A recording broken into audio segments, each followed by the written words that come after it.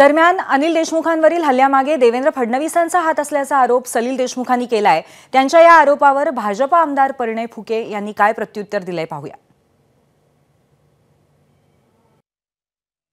सब नागपुर में देवेंद्र फडणवीस के नाक के नीचे हो रहा है और ये देवेंद्र फडणवीस खुद करा रहा है, ऐसा मेरा वहाँ पे आरोप है।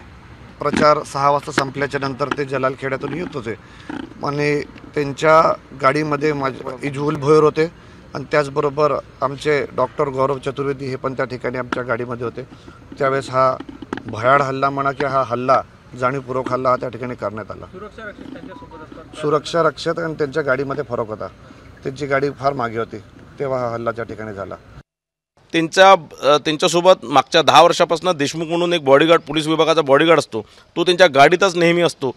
पण कालच तो मागच्या गाडीत का होता आणि मागची गाडी इतकी दूर का होती की ते त्या घटनास्थळापर्यंत पोहोचू शकली नाही, हाही अनेक संशय या माध्यमातून निर्माण होत आहे। या प्रकारचं मला असं वाटतं एक चुकीचं नॅरेटिव्ह अनिल देशमुख पसरवण्याचा प्रयत्न करतात। एबीपी माझा, उघडा डोळे बघा नीट।